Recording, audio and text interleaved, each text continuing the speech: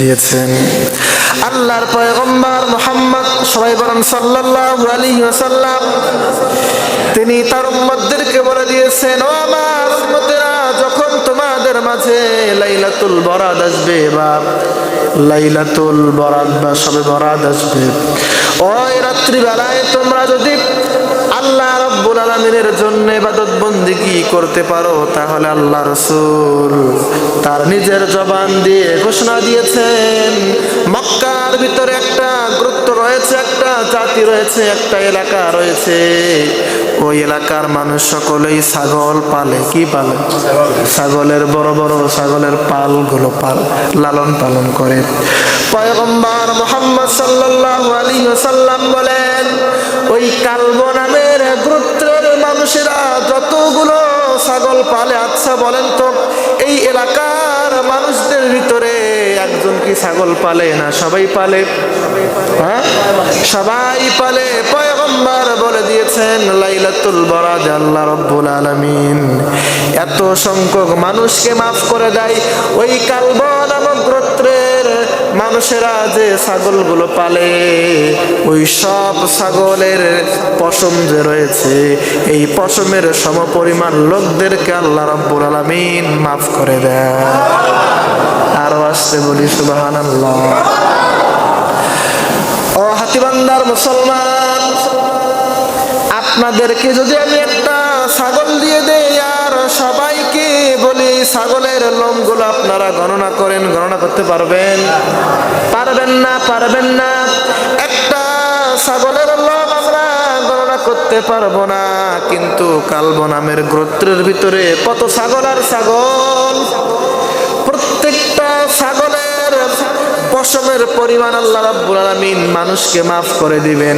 এবার বলেন তো, আমরাও যদি সেই রাত্রিবেলায় ইবাদত বন্দেগী করি, সেই সিরিয়ালে আমাদেরও নামটা থাকবে কি থাকবে না?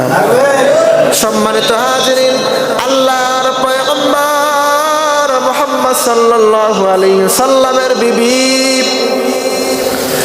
হযরত আয়েশা সিদ্দিকা রাদিয়াল্লাহু তাআলা আনহা তিনি বলেন, আমি মুহাম্মদ আর আমার স্বামী আমরা দুইজন রাত্রিবেলায় ঘুমায় গেলাম।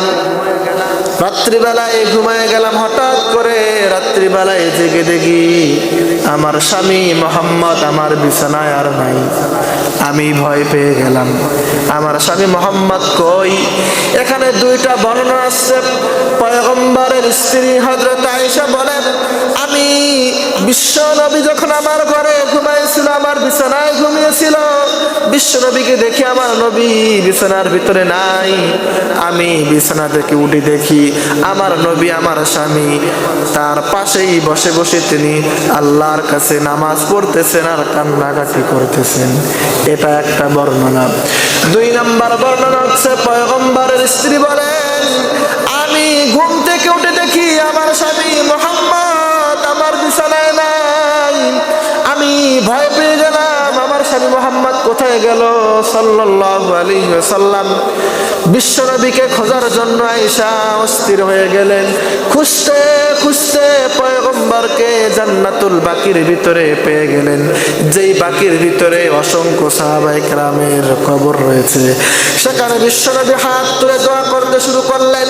বিশ্ব নবীকে আয়েশা বললেন, ইয়া রাসূলুল্লাহ, আপনি কেন গভীর রাত্রিতে উঠে এই জান্নাতুল বাকির ভিতরে দোয়া করতেছেন? নবী কেন আসলেন? বিশ্ব নবী বললেন, আয়েশা তুমি কি জানো না এটা আছে লাইলাতুল বরাতের রাত? সুবহানাল্লাহ বলেন। ও আয়েশা তুমি কি জানো না এটা তো হচ্ছে লাইলাতুল বরাতের রাত রে আয়েশা।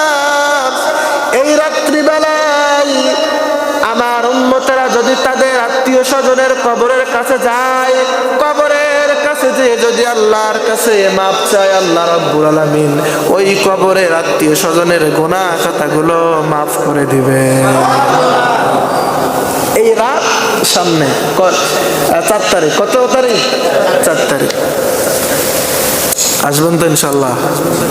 হ্যাঁ আসবেন, আর হালুয়া রুটি খেয়ে চলে যাবেন। হ্যাঁ, রাত জাগবেন না। আমার বয়স শেষ, আমার বয়স যখন 12 থেকে 13, আরো ছোট্ট ছিলাম, দেখতাম গ্রামে, আমাদের বাসায় গ্রামে ওই মুজাহিদরা গেছিল সেদিন আমাদের মুজাহিদরা, তো গ্রামের ভিতরে উল্লাস